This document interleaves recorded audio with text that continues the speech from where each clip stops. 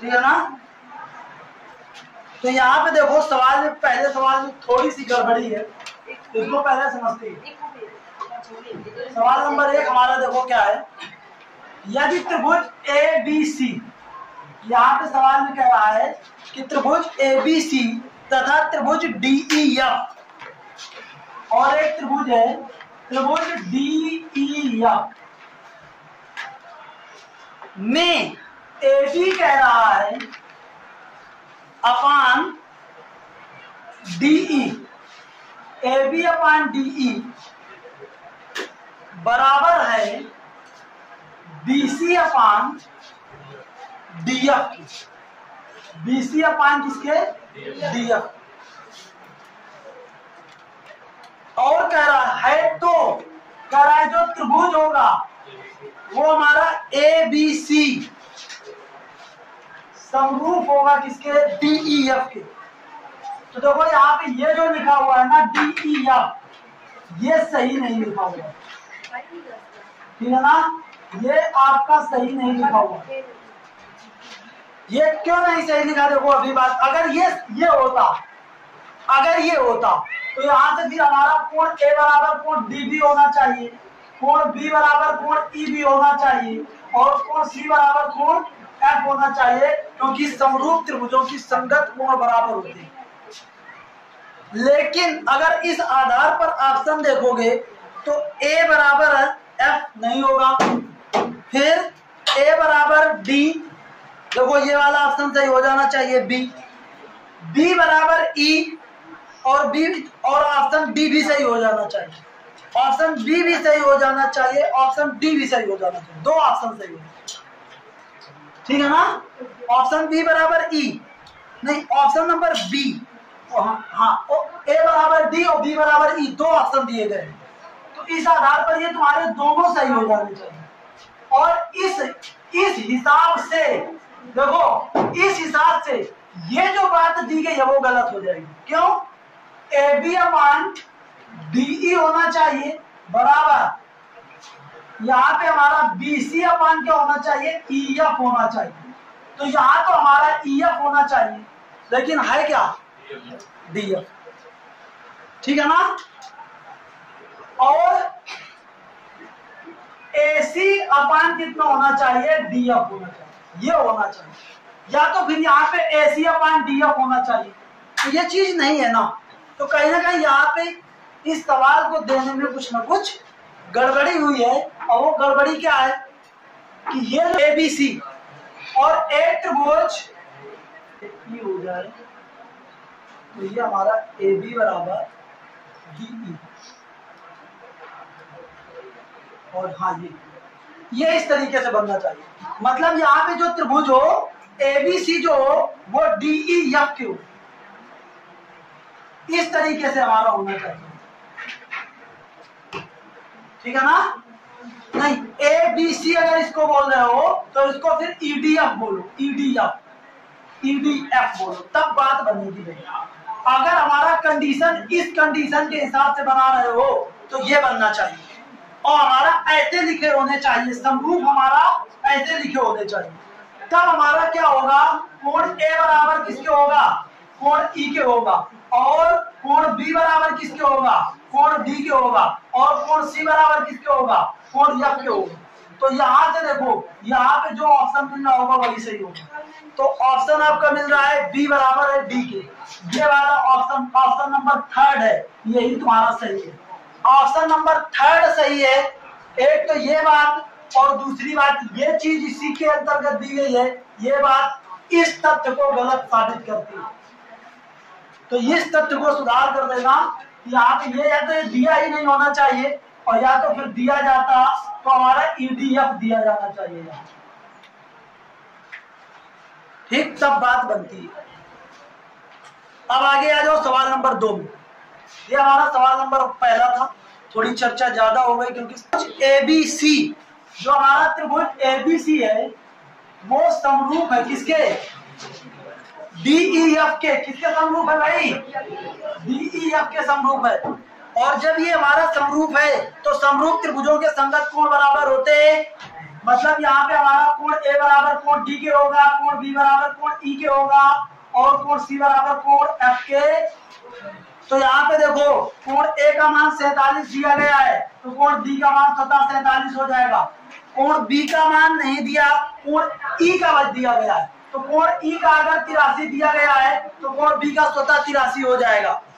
आपसे कोण सी का मान पूछा गया है, कोण सी का मान पूछा गया है, तो बताओ कोण ए 47, कोण बी 83, तो कोण सी कितना होगा 180 माइनस 47 प्लस 83, तो ये हमारा कितना आ जाएगा 180 और माइनस ये कितना 7 3 10 8 4 12 और 1 13, तो इसको कम कर दोगे 50, तो कोण सी का मान कितना आ जाएगा, ठीक है ना। आप ये भी जानते हैं क्योंकि कोण ए प्लस कोण बी प्लस कोण सी बराबर 180 यहाँ से किया है, कंफ्यूज ना होना, तो यहाँ से हमारा कोण सी बराबर होगा कोण 180 माइनस कोण ए प्लस कोण बी। यही चीज देखो हमने सीधा डायरेक्ट यहाँ पे लिख दी।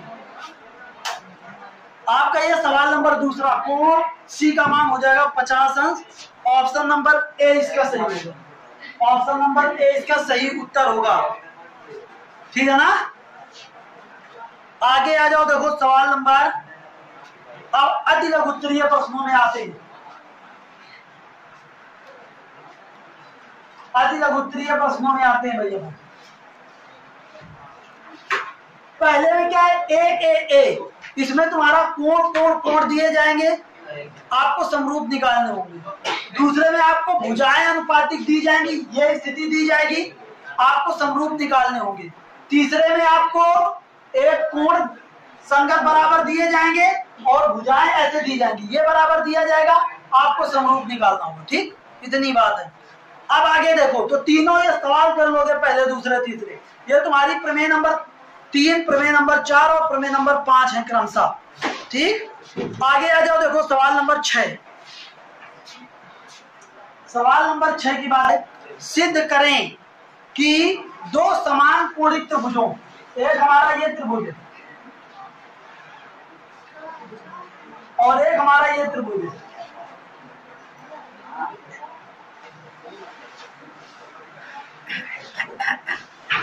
एक हमारा ये त्रिभुज है ए बी सी और एक हमारा ये त्रिभुज है पी क्यू आर, ये, और ये कैसे हैं, समान कोणिक है, मतलब यहाँ पे कोण ए बराबर है कोण पी के, कोण बी बराबर है कोण क्यू के और कोण सी बराबर है कोण आर के, कोण सी बराबर है किसके, कोण आर के, ये समान कोणिक, ये आपको दिया गया है इतना,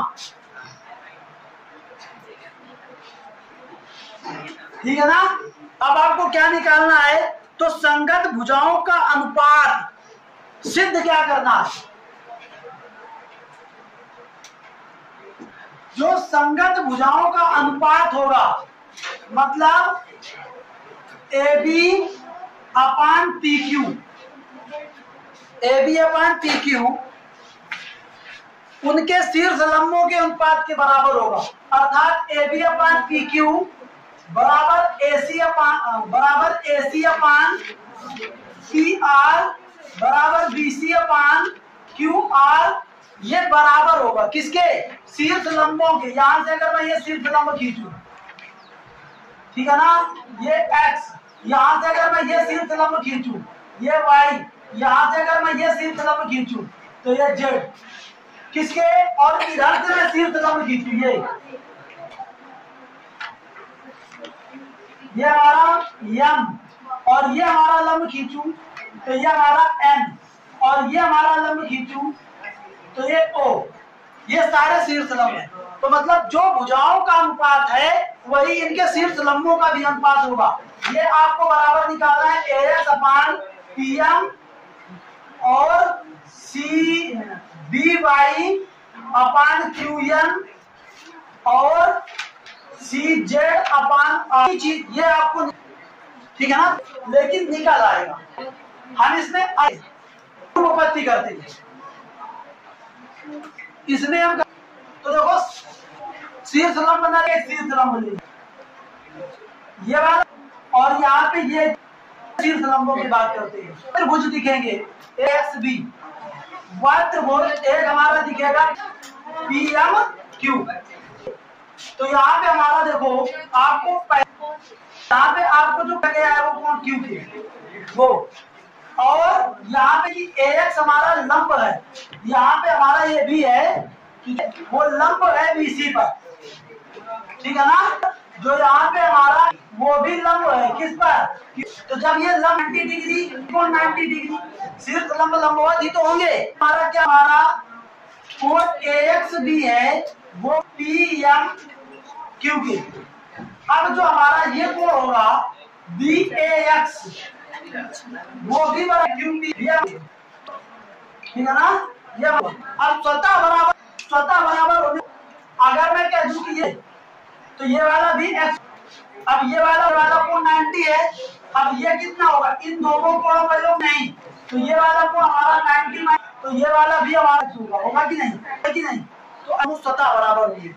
तो यहाँ पे हमारा जो ये त्रिभुज AX भी है वो के तो AX बराबर होगा AP, ये एक बार बताया समीकरण नंबर 1, ठीक। इसी तरीके से किसी अब इनको छोड़ सिर्फ इस सिर्फ लंब को छोड़, अब हम के लिए बात करना, सिर्फ लंब की बात करूंगा, इसकी ये हमारा इसकी मैं बात करूंगा, ठीक है ना। देखो अगर मैं त्रिभुज BYC लिखूं, देखो BYC वह त्रिभुज QN, तो यहाँ पे है कोण R के बराबर होगा, ये वाला कोण R इस वाले कोण के बराबर होगा, यहाँ पे देखो दिया गया कोण जो C है वो कोण R के बराबर। बाद BY वो बराबर किसके होगा, ये दोनों, ये भी हमारा समकोण है, ये भी समकोण है, स्वतः बराबर हो जाएगा ना CBY बराबर हो जाएगा, ठीक है ना। ये तुम्हारा स्वतः बराबर हो जाएगी। तो ये दोनों त्रिभुज भी हमारे समरूप हो गए ना, तो जब समरूप हो गए तो यहाँ QN बराबर C अपान ये कितना BC अपान ये कितना Q। इसी प्रकार अब मैं उसको नहीं करता हूँ, उसको आप समझ लेना।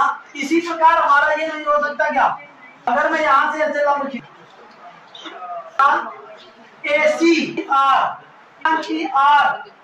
CZ क्या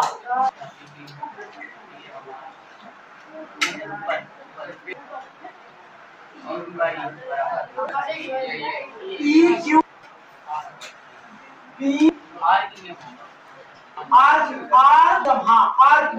ठीक है यार, यहाँ पे आपका RQM होना चाहिए। इस प्रकार हम ये निकाल सकते हैं ना, अपान में कितना PR बराबर होगा किसकी ZR को। अगर नहीं अब आप तो पता ये अगर ये दोनों त्रिभुज समान तो ये दोनों समरूप होते हैं। अगर त्रिभुज ABC समान कोणीय, ठीक है ना, समरूप त्रिभुजों की भुजाओं का अनुपात जो हमने, ठीक है ना। तो अगर हम इन्हीं के बराबर तो हमारे ये दिए गए स्थित हो जाएगी कि नहीं, इन तीनों समीकरणों को एक साथ रख देंगे, या फिर हम यहाँ पे पहले ये रखेंगे AB बटे PQ, ये BQR, AC बटे PO जो बराबर है उसको, जो हमारे QR के बराबर है उसको रख दो, जो AC बराबर है उसको रख दो, तो ये जो सिर्फ आपस सिद्ध होकर के आ जाएगा। आपको ये ध्यान भी रखना है, ठीक है ना। चलो आगे देखते हैं सवाल नंबर 5वां, ठीक है ना। ये तो सॉरी हाँ, ये तुम्हारा सवाल नंबर 4 था भाई, पहला ये सवाल नंबर 4 नंबर 5।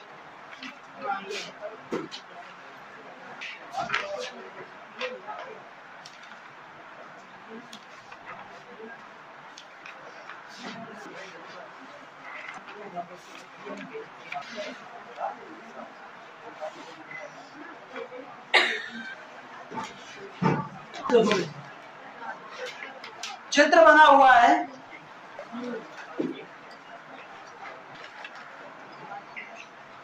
ये है हमारा लिखा हुआ है A, ये हमारा D, यहाँ पे हमारा B है और यहाँ पे हमारा C।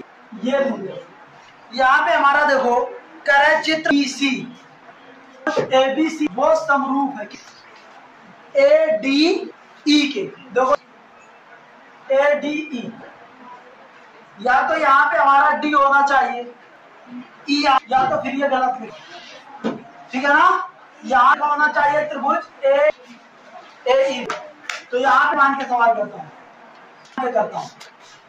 तो यहाँ पे देखो हमारा क्या बराबर दिया गया है 10 सेंटीमीटर, डी 3.5, BC बराबर दिया गया है 7, BC बराबर दिया गया है 7। आपसे देखो यही बात हो, ठीक है ना। तो देखो मैं बात पूछूं BC और एक चीज यहाँ पे जब देखो ये अगर ये तो यहाँ पे AB अपान BC अपान ED के है ना, तो रख देते हैं मान। फिर AB का मान कितना है 10, C का मान कितना है, AE का मान आपको, BC का मान कितना है, तो इस तरह काट देंगे 2, हमारा कितना आएगा AE बराबर आ जाएगा 10/2, तो ये आ जाएगा AE बराबर, AE इधर जाएगा तो ये आपका 5 सेंटीमीटर, ठीक है ना। देखो 5 सेंटीमीटर, तो फिर पर ये होना चाहिए, ध्यान देना, ठीक। चलिए इसके आगे हम देखेंगे नेक्स्ट क्लास में।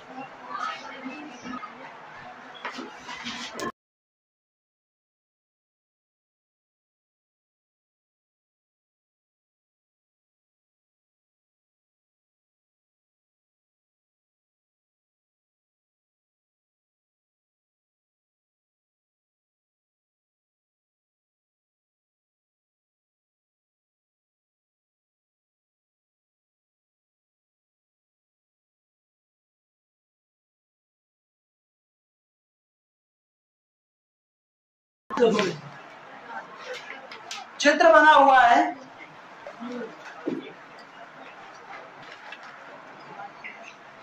ये है हमारा, लिखा हुआ है A, ये हमारा D, यहाँ पे हमारा B है और यहाँ पे हमारा C, ये यहाँ पे हमारा देखो करे चित्र BC, ABC वो समरूप है ADE के, देखो ADE, या तो यहाँ पे हमारा D होना चाहिए, E या तो फिर ये गलत है, ठीक है ना। यहाँ का होना चाहिए त्रिभुज AE, तो यहाँ पे मान के सवाल करता हूँ। तो यहाँ पे देखो हमारा क्या बराबर दिया गया है 10 सेंटीमीटर, DE 3.5, BC बराबर दिया गया है 7, BC बराबर दिया गया है 7। आपसे देखो यही बात हो, ठीक है ना। तो देखो मैं बात पूछूं BC और एक चीज यहाँ पे जब देखो ये अगर ये तो यहाँ पे AB अपान BC अपान ED के है ना, तो रख देते हैं मान। फिर AB का मान कितना है 10, C का मान कितना है, AE का मान आपको, BC का मान कितना है, तो इस तरह काट देंगे 2, हमारा कितना आएगा AE बराबर आ जाएगा 10/2, तो ये आ जाएगा AE बराबर, AE इधर जाएगा तो ये आपका 5 सेंटीमीटर, ठीक है ना। देखो 5 सेंटीमीटर, तो फिर पर ये होना चाहिए, ध्यान देना, ठीक। चलिए इसके आगे हम देखेंगे नेक्स्ट क्लास में।